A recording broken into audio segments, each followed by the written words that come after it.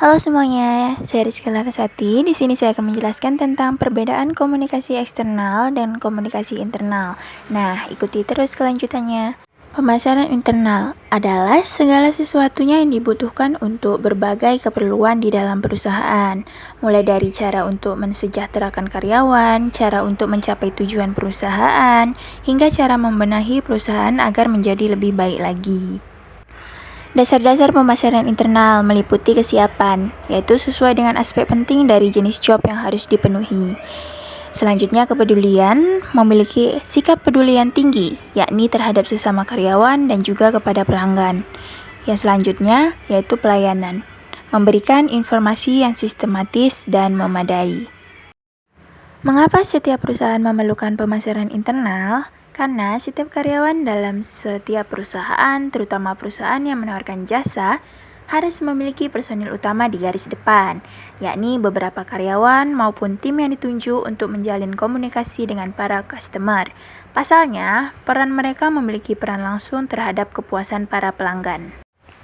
Tujuan pelaksanaan pemasaran internal meliputi mengembangkan kemampuan para pegawai, memotivasi setiap karyawan agar menunjukkan loyalitas dan dedikasinya, menciptakan tenaga kerja yang rajin, disiplin, dan memiliki sikap serta moral yang baik, menciptakan para pekerja yang bertanggung jawab dan memiliki komitmen. Mengembangkan karyawan agar memenuhi setiap proses layanan yang terbaik, mempertahankan dan mengapresiasi para karyawan yang produktif dan loyal terhadap perusahaan sebagai layanan penyampaian informasi penting dan sekaligus meningkatkan kepuasan pelanggan untuk meningkatkan penghasilan perusahaan. Manfaat pemasaran internal yaitu perusahaan memiliki para karyawan yang berkualitas, produktif, dan berkontribusi penuh terhadap perusahaan.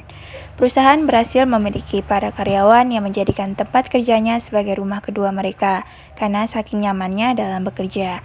Serta perusahaan mampu menjalin hubungan kekeluargaan yang baik antar karyawan. Bukan hanya itu, namun perusahaan mampu mendapatkan banyak pelanggan dalam kurun waktu yang terbilang singkat. Perusahaan mampu menjalin dan mempertahankan kepercayaan pelanggan dengan lebih mudah, serta perusahaan mampu mencapai setiap tujuannya, sehingga dapat berhasil sebagai perusahaan besar di masa depan. Pemasaran eksternal adalah suatu cara pemasaran di mana perusahaan memasarkan jasa kepada para pelanggan dengan menggunakan cara-cara pemasaran biasa, umum, atau tradisional. Strategi ini lebih berfokus untuk menyampaikan value atau nilai dari suatu produk kepada orang di luar perusahaan seperti investor, pemegang saham, pelanggan, klien, dan lain-lain. Alasan perusahaan kenapa strategi ini harus diterapkan dengan maksimal. Yang pertama, membentuk persepsi publik. Selain strategi penjualan, persepsi dari publik juga mempunyai peran penting dalam meningkatkan penjualan produk. Yang kedua, untuk menjangkau pelanggan baru. Dalam melakukan strategi ini, kamu bisa menggunakan media sosial untuk berkomunikasi kepada pelanggan melalui komentar, direct message, atau bahkan komunitas. Nah, jenis pemasaran eksternal yaitu website, live event, newsletter, media sosial, dan press release. Sekian dari saya ucapkan terima kasih.